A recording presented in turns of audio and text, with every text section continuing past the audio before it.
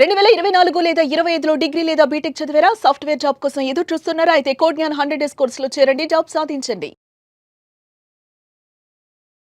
Hello everyone, welcome to Suman TV. This is anchor Lasya Reddy. Financial freedom ఒకప్పట్లో savings అన్నా, investment అన్నా, FD, లేకపోతే retirement అయిన తర్వాత ఆ రిటైర్మెంట్ వచ్చిన డబ్బులతో చక్కగా ఇల్లు కట్టేసుకున్నాం, అదే పెద్ద అచీవ్మెంట్ అనేసుకుంటున్నారు. కానీ ఇప్పుడు ట్రెండ్ మారిపోయింది. 30 బిలోనే ఇల్లు కొనేస్తున్నారు అండ్ 40 ఇయర్స్కి ఎర్లీ రిటైర్మెంట్ అంటున్నారు.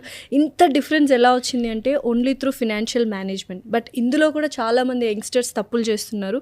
ఎస్పెషల్లీ మిడిల్ క్లాస్ వాళ్ళు ఎలాంటి తప్పులు చేస్తున్నారు అండ్ ఫినాన్స్ మనం ఎలా మేనేజ్ చేసుకుంటే we will become rich and wealthy అనేది చాలా క్లియర్గా ఈ పాడ్కాస్ట్లో ఎక్స్ప్లెయిన్ చేయడానికి వచ్చారు రేవంత్ చెల్లమల గారు, వెల్త్ మేనేజర్. నమస్కారం రేవంత్ గారు. నమస్తే. ఆఫ్టర్ లాంగ్ టైం ఎలా ఉన్నారు? All good, thank you. All good. So first of all financial management ఇప్పుడున్న యూత్ కరెక్ట్గా యూస్ చేసుకుంటున్నారా లేదా? యూస్ చేసుకుంటున్నాం అని అనుకుంటున్నారు, కానీ దాన్ని ఒక రకంగా మిస్యూజ్ కూడా చేస్తున్నారని చెప్పాలి. సో బేసిక్గా డబ్బుకి ఆశ, అత్యాశ అని 2 ఎలిమెంట్స్ ఉంటాయి. ₹1 వడ్డీ వస్తే చాలే అనుకున్న రోజుల నుంచి నాకు నెలకి ₹10 వడ్డీ కావాలి అనే ఒక అత్యాశ చాలా మందిలో కనపడుతుంది. చాలా గ్రీడీ అయిపోయారు. ఉద్యోగం చేసుకుంటూ వచ్చే దాంట్లో నుంచి ఒక్కొక్క రూపాయి దాచిపెట్టుకుంటూ పెట్టుబడి పెడితే సంపద అనేది క్రియేట్ అవుతూ ఉంటుంది. వెల్త్ అనేది క్రియేట్ అవ్వడానికి అది దారి. అలా కాకుండా నాకు వచ్చే డబ్బులు ఓవర్ నైట్లోనే ₹10 ఇంట్రెస్ట్తో పెరిగిపోవాలి అనే అత్యాశ ఎక్కడైతే పెరిగిందో అక్కడే వాళ్ళ పతనానికి వాళ్ళ గొయ్యి వాళ్ళే దోకుంటున్నారు. చాలా మంది ఫ్యామిలీస్ని నేను on day to day basis కలుస్తున్నాను. కొన్ని వందల కుటుంబాలను గమనించిన తర్వాత అర్థమైంది ఏంటి అని అంటే, వాళ్ళు నేను ప్రాపర్గా నా వెల్త్ని మేనేజ్ చేసుకుంటున్నాను, నేను బాగానే ఇన్వెస్ట్ చేసుకుంటున్నాను అని అనుకుంటూనే వాళ్ళకి వాళ్ళు తెలియకుండానే వాళ్ళ ₹1 కూడా ప్రాపర్గా రైట్ వే ఆఫ్ ఇన్వెస్ట్మెంట్స్ చేయకుండా 40 ఏళ్ల వయసు వచ్చిన తర్వాత ఇప్పుడు నా దగ్గర ఏమీ లేదు అన్న సిచ్యువేషన్లోకి రియలైజ్ అయ్యారు. అయితే ఇప్పుడు 40 ఇయర్స్ ఆఫ్ ఏజ్ ఉండి జీరో సేవింగ్స్ ఉంటే మళ్ళీ రిచ్ అవ్వడానికి అవకాశాలు ఉన్నాయి, సంపాదించుకోవడానికి అవకాశాలు ఉన్నాయా? ఇక్కడ ఒక సాడ్ రియాలిటీ ఏంటి అని అంటే, మనిషి జీవితం అనేది చాలా పరిమితం. గట్టిగా బతికితే 70 లేదా 80 సంవత్సరాలు లేదా 85 సంవత్సరాలు, 20 ఏళ్ళకి కూడా పోతున్నాం, 25 ఏళ్ళకి కూడా కార్డియాక్ ఏది ఎప్పుడు జరుగుద్దో తెలియదు. It is very limited. ఇందులో ఇంకా సాడ్ రియాలిటీ ఏంటి అని అంటే, వర్క్ లైఫ్ అనేది ఇంకా పరిమితం. ఇప్పుడు నా దగ్గరికి యంగ్స్టర్స్ వచ్చినప్పుడు వాళ్ళకి సహజంగా చెప్పే ఒక మాట, ఇప్పుడు చేతికి డబ్బులు వస్తున్నాయి కాబట్టి అంత రోజీగా కలర్ఫుల్గా కనపడుతూ ఉంటుంది, నేను ఏదైనా ఇన్వెస్ట్ చేయగలుగుతాను, ఏదైనా అచీవ్ చేయగలుగుతాను అనే ఆలోచనలు బాగా వస్తూ ఉంటాయి. ఆ ధైర్యం ఉండడం మంచిదే. కాకపోతే ఒక విషయం గుర్తుపెట్టుకోండి, మీ జీవితంలో ఈ సంపాదించే వయసు అనేది పరిమితం. నేను సంపాదించే ఈ జీవితం పరిమితం అని అర్థమయ్యే టైంకి మీ జీవితంలో టైం అయిపోయి ఉంటుంది అప్పటికే. ఓకే.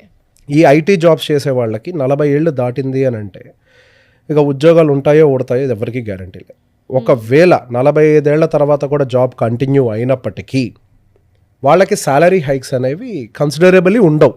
1% 2% మాత్రమే ఉంటాయి. కానీ అదే టైంకి వాళ్ళ పిల్లల హైయర్ ఎడ్యుకేషన్లోకి వెళ్ళటము, ఎక్స్పెన్సెస్ గ్రో అవ్వటము, వీళ్ళు ఆల్రెడీ ఒక టైప్ ఆఫ్ లైఫ్ స్టైల్కి అలవాటు పడిపోయి ఉండటము, వాటి యొక్క ఎక్స్పెన్సెస్ ఏమో ఫాస్ట్గా గ్రో అవుతూ ఉంటాయి. 8%, 9%, 10% తోటి ఇన్ఫ్లేషన్ తోటి గ్రో అవుతూ ఉంటాయి. ఈ సాఫ్ట్వేర్స్ అందరూ ఎక్కువగా నేను చూసుకున్నట్లయితే అందరూ ఫస్ట్ జాయిన్ అయిన ఒక 3-4 ఇయర్స్కి ఇల్లు కొనేస్తున్నారు. అది కూడా మీరు అన్నట్టు రిచ్ లైఫ్ స్టైల్, గేటెడ్ కమ్యూనిటీలోనే ₹1,00,00,000, ₹1,10,00,000 లోన్ ఉంటుంది వాళ్ళకి, హోమ్ లోన్.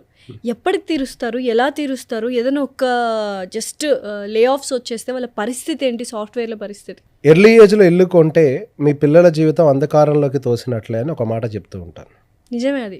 సో బేసిక్గా అది గేటెడ్ కమ్యూనిటీస్లో హై రైజ్డ్ అపార్ట్మెంట్స్లో కొంటున్నారు అని అంటే అనుకుంటూ ఉంటారు నేను ఒక సంపదను సృష్టిస్తున్నాను అని. ఇక్కడ ఒక గ్రౌండ్ రియాలిటీ చెప్తాను. అపార్ట్మెంట్స్ విషయంలోకి వచ్చేసరికి, అది కూడా హై రైజ్డ్లోకి వచ్చేసరికి కొన్ని విషయాలు మనం గట్టిగా గమనించాలి. ఒక నార్మల్ అపార్ట్మెంట్ తీసుకున్నాం అనుకోండి, ఒక 5 ఫ్లోర్ ఉండేటువంటి ఒక నార్మల్ ఇండిపెండెంట్ అపార్ట్మెంట్ తీసుకుంటే, ఒక డబుల్ బెడ్రూమ్ ఫ్లాట్ కొంటే ఒక 45 గజాలు ఇస్తారు. ట్రిపుల్ బెడ్రూమ్ ఫ్లాట్ కొంటే ఒక 60 గజాలు అన్డివైడెడ్ ల్యాండ్ షేర్ అనేది మనకి అలోకేట్ చేస్తారు. అదే హై రైజ్లోకి వెళ్తే గట్టిగా 15 గజాలు మాత్రమే మీకు అలోకేట్ చేస్తారు.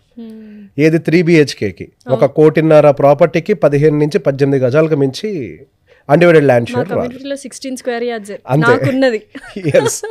రైట్. సో ఇక్కడ ఒక ప్రాపర్టీ అప్రిషియేట్ అవ్వాలి అని అంటే దాని అండర్లయింగ్ ఎసెట్ అనేది స్ట్రాంగ్గా ఉండాలి. ఇక్కడ అండర్లయింగ్ ఎసెట్ ఏంటి? మనకి భూమి.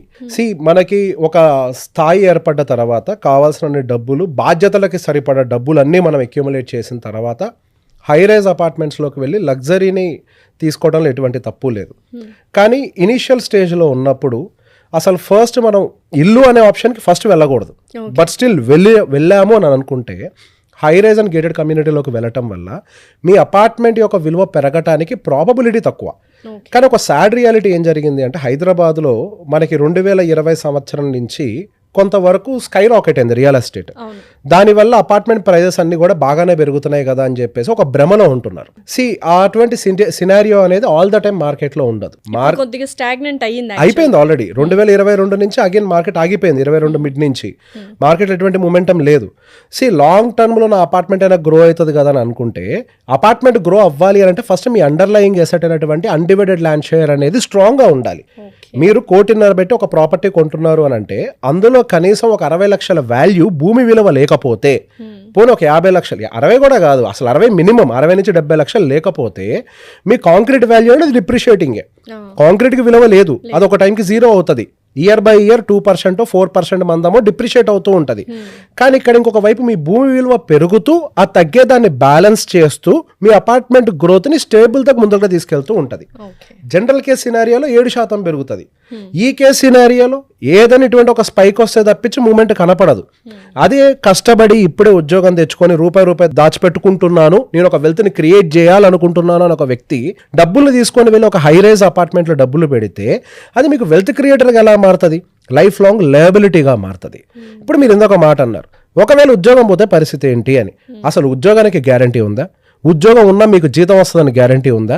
ఉద్యోగం ఉంది జీతం వస్తుంది అని గ్యారంటీ ఉన్నా మీరు ఆఫీస్కి వెళ్ళి తిరిగి ఇంటికి రాగలుగుతారన్న గ్యారంటీ ఉందా? అంటే ఇప్పుడు హైదరాబాద్లో మిడిల్ క్లాస్ వాళ్ళు ఇల్లు కొనుక్కున్నారంటే ఫినాన్షియల్ సూసైడ్ చేసుకున్నట్లేనా? 100%. మనం ఫైనాన్షియల్స్ని చెక్ చేసుకోకుండా ఇల్లు ప్రతి ఒక్క మనిషికి అవసరమైనటువంటి ఒకది, అందులో డౌట్ ఏం లేదు. గుడ్డ కావాలి, తిండి కావాలి, గూడు కావాలి, ఈ 3 కావాలి. కానీ ఏ టైంలో కొంటున్నాము అనేది ఒక మేజర్ ఎలిమెంట్ ఇక్కడ. పిల్లలు పుట్టక ముందే నేను మొత్తం సెటిల్ అయిపోవాలి. ఇన్ఫాక్ట్ పిల్లలేంటి అసలు పెళ్ళవ్వక ముందే నేను సెటిల్ అయిపోవాలని చెప్పేసి మాట్లాడుతున్నాను. ఎందుకంటే ఇప్పుడు పెళ్లికి ముందే ఇల్లుందా లేదా హైదరాబాద్ లో అని అడుగుతున్నారు చాలా మంది. సో వాళ్ళ కళ్ళకి గంతలు కట్టుకున్నారు, వాళ్ళ కళ్ళకి గంతలు కట్టుకొని కొత్త జంటను కూడా చీకట్లోకి దోస్తున్నారు. వాళ్ళ కంటికి ఏం కనిపించట్లేదు. మీరు 50 ఏళ్ల వయసుకి 60 ఏళ్ళకి ఇల్లు కట్టుకున్నారు. ఈ పిల్లోడు మాత్రం 28 ఏళ్ళకి ఇల్లు కట్టాలా? మీకు చేతగాని పని ఈ పిల్లోడు చేయాలా? మీకు ఇప్పుడు 3 లక్షల జీతం వస్తుంది కాబట్టి 28 ఏళ్ళ కుర్రాడికి కూడా 23 లక్షల జీతం రావాలా? సంపాదన అనేది వయసుకు తగ్గట్టుగా అనుభవంతో పాటుగా పెరుగుతూ పోయేది. దానికి కొంత సమయం పడుతుంది. అట్లా కాకుండా ఎర్లీగా జరగాలి అని అంటే ఏం జరుగుతుంది? ఇప్పుడు మనము డైలీ చికెన్ తింటాం కదా, నాటుకోడి ఆరోగ్యానికి మంచిది, బాయిలర్ కోడి ఆరోగ్యం దెబ్బతీస్తుంది కదా. ఎందుకు? అది ఫాస్ట్గా గ్రో అవటం కోసం అని చెప్పేసి మనం లేనిపోని పనులన్నీ చేస్తూ ఉంటాం. అలానే సంపద విషయంలో కూడా తొందరగా ఇక్కడ సెటిల్డ్ అనే ఒక మాటని అనిపించుకోవటం కోసం అని చెప్పేసి ఇల్లు కొనేస్తే ఈరోజు ఉద్యోగం ఉంది సరే, మరి అదే టైంలో ఇంకో ప్రశ్న మీరు కూడా వేసుకోవాలి. ఆ పేరెంట్ ఎవరైతే అనుకుంటారో వాళ్ళు కూడా ఒక ప్రశ్న వేసుకోవాలి మైండ్లో. ఇప్పుడు ఉద్యోగం ఉంది కాబట్టి ఈఎంఐ కడుతున్నారు, అదే ఉద్యోగం పోతే అదే ఇంటి ముందుకి బ్యాంక్ కూడా వచ్చి నిలబడితే మరి నా పిల్ల సంగతి ఏంటి అన్నది ఒక విషయం ఆలోచించారా? ఆ అమ్మాయి ఇంట్లో ప్రశాంతంగా ఉండగలుగుతుందా? Definitely no. ప్రతిరోజు టెన్షన్ ప్రెషర్స్ అన్ని అమ్మాయి మీద చూపిస్తారు. బ్యాంకు వాళ్ళని ఎదుర్కొనేది కూడా ఇంట్లో ఉండదు, అమ్మాయి అయితే అమ్మాయి ఎదుర్కొంటది, ఎక్కడ ప్రశాంతత ఉండదు. ఈ ప్రాబ్లమ్స్ ఎప్పుడూ ఉంటాయి. కాబట్టి అందుకే ముందు స్టెబిలిటీ రావాలి. ఒక పెళ్లి చేసే ముందు ప్రతి ఒక్క పేరెంట్కి నేను ఇచ్చే అడ్వైస్ ఏంటంటే, పెళ్లి చేసే ముందు ఆ అబ్బాయికి ఉద్యోగం పోతే కనీసం ఒక 2 సంవత్సరాలు సర్వైవ్ అవ్వటానికి కావాల్సిన డబ్బులు ఉన్నాయా అనేది చూడాలి. అది వెరీ ఇంపార్టెంట్. అది చాలా ఇంపార్టెంట్. అంతే కదా. అద్దింట్లో ఉన్నా సొంత ఇంట్లో ఉన్నా ఇల్లే. You will have the same life style, you will have your car, me food ఉంటుంది, పిల్లలకు చదువులు ఉంటాయి. 2 సంవత్సరాల్లో మళ్ళీ ఉద్యోగం తిరిగి సంపాదించుకుంటారు. ఇంట్లో ఉంటే రిచ్ అయిపోవచ్చా వెన్ కంపారిటివ్లీ ఈఎంఐలు పెట్టుకుని సొంత ఇల్లు ఫ్లాట్ లో ఉండడం కంటే? ఇక్కడ ఒక ప్రాబ్లం ఎక్కడైంది అని అంటే, ఒకప్పుడు అమెరికాకి వెళ్ళిపోయిన వాళ్ళందరూ అక్కడ ఇల్లు కొనటంతో వెంటనే ఇక్కడ ఉండే పేరెంట్స్ ఏంటి, అక్కడ ఉండే వాళ్ళ పేరెంట్స్ మా అబ్బాయి అమెరికాలో ఇల్లు కొన్నాడు అనగానే మిగతా పేరెంట్స్ కూడా ఇక్కడ ఉండే వాళ్ళ మీద ప్రెషర్ పెట్టి అదొక సొసైటల్ ప్రెషర్ గా మారింది. సొసైటల్ ప్రెషర్ అది అలా క్రియేట్ అయింది. అక్కడ కొన్నారు అంటే కొన్ని లాజిక్స్ ఉన్నాయి. ప్రతి ఒక్క జాగ్రఫికల్ కండిషన్స్ కి ఈ థియరీ మారుతూ ఉంటది. అమెరికాలో రెంటల్ ఈల్డ్ 6% వస్తుంది పెట్టుబడి మీద. అక్కడ ఇంట్రెస్ట్ రేటు 2% నుంచి 5% వరకు ఉంటుంది. సరే ఇప్పుడంటే కొద్దిగా ఎక్కువ ఉంది కానీ 2% యూజువల్గా అక్కడ ఉండేది. వాళ్ళు 2% వడ్డీకి డబ్బులు తీసుకొని 5% రెంటల్ ఈల్డ్ సేవ్ చేసుకునేవాళ్ళు. అది లాజికల్. అదే ఇండియా విషయంలోకి వస్తే 3%, మనం ఇక్కడ పే చేసేది 9%. అసలు ఎక్కడైనా పొంతనుందా? సంబంధం లేదు. అక్కడ వాళ్ళు ఎవరో చేశారు అంటే కుక్కను చూసి నక్కను చూసి కుక్క వాత పెట్టుకుంది అనే ఒక సామెతకి ఇది పర్ఫెక్ట్గా సూట్ అవుతూ ఉంటుంది. సి ఎక్కడ చేయాల్సిన పనులు అక్కడ చేయాలి. ఇల్లు కొనటము కట్టటము రెండూ తప్పు కాదు. అంత కావాలి అని అంటే నిజంగా మీరు మీ అమ్మాయి బాగుండాలని కోరుకుంటే మీరు ఒక ఇల్లు కొనిపించి పంపించండి హ్యాపీ, ఇంకా ప్రశాంతంగా లైఫ్ సెటిల్. అంతే. సి ఇప్పుడు ఒక కుర్రాడికి ఉండాల్సింది ఏంటి అంటే సంపాదించే ఒక తెలివితేటలు ఉండాలి. ఆ డబ్బుని అత్యాశతోటి కాకుండా తెలివితోటి పెంచే ఒక తెలివితేటలు ఉండాలి. దానికి ఏంటి, అరే అక్కడ ఎవరో నేను ట్రేడింగ్ కోసం డబ్బులు పెడితే 10 రూపాయలు వడ్డీలు ఇస్తున్నారంట అని చెప్పేసి డబ్బులు తీసుకెళ్లి పెట్టి పోగొట్టే మనస్తత్వమా? అరే 10 రూపాయల వడ్డీ అనేది ప్రపంచంలో ఎక్కడా సాధ్యం కాదు. ఎక్కడైనా కానీ ధర్మబద్ధమైన వడ్డీ అని అంటే రూపాయి నుంచి రూపాయిన్నర మాత్రమే వస్తుంది. మనకు అటువంటి ఇన్వెస్ట్మెంట్స్లో పెట్టుబడులు పెడితే మన రూపాయి పోకుండా సెక్యూర్డ్గా ఉంటుంది అని చెప్పేసి భద్రతతోటి గ్రోత్ మైండ్ సెట్ తోటి ఉన్నాడా లేదా చెక్ చేసుకోవాలి. ఒక మనిషి వెల్దియర్గా మారాలా లేకపోతే నాశనం అయిపోవాలా అనేది డిసైడ్ చేసేది ఆ మనిషి మైండ్ సెట్.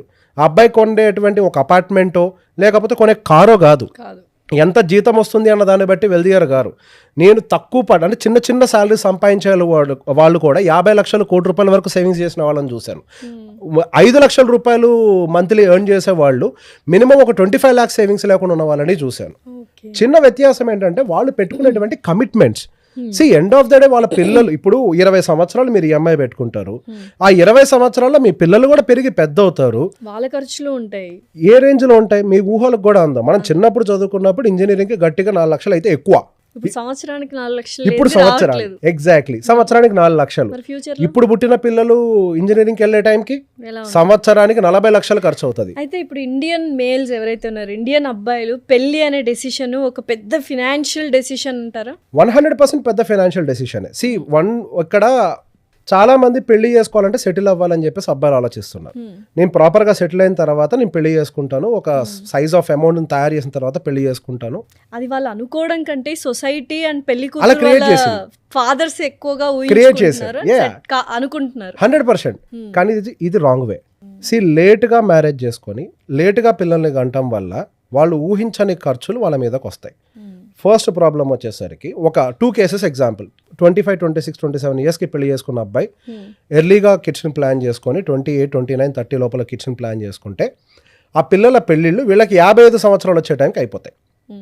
అదే లేట్గా 30, 31, 32కి పెళ్లి చేసుకొని పిల్లల్ని 35 నుంచి 40 మధ్యలో కంటే ఈ పిల్లల పెళ్ళిళ్ళు అంటే వాళ్ళకి పుట్టిన పిల్లల పెళ్ళిళ్ళు చేయడానికి వాళ్ళకి 65, 70 వయసు కూడా వచ్చేస్తుంది. అప్పుడు మీరు ఎర్నింగ్ కాదు, మీరు ఎక్కడి నుంచి డబ్బులు తీసుకొని వస్తారు? 2 ఇప్పుడు ఎడ్యుకేషన్ కాస్ట్. మీరు పిల్లల్ని 5 సంవత్సరాల ముందు ఎడ్యుకేషన్లో జాయిన్ చేస్తే మీకు ₹1,00,000 స్కూల్ ఫీజు. మీరు అదే 5 సంవత్సరాల తర్వాత పిల్లల్ని స్కూల్లో జాయిన్ చేస్తే అది ₹1,50,000 స్కూల్ ఫీజుగా మారుతుంది. సో పిల్లలు ముందు పుట్టినా వెనక పుట్టినా మీకు వచ్చే జీతం మారుద్దా? మీ పిల్లలు ఉన్నారా లేదా అన్న దాన్ని బట్టి మీ జీతం డిసైడ్ అవుద్దా? మీకు వచ్చే జీతం అంటే ఆ సమ్ ఆఫ్ అమౌంట్ అంటే మీ లైఫ్ లాంగ్ ఎర్న్ చేసేటువంటి అమౌంట్ అది మారదు, అది ఫిక్స్డ్. కానీ ఎక్స్పెండిచర్ ఎంత అనేది మాత్రం ముందు మీరు ప్లాన్ చేసుకోవాలి.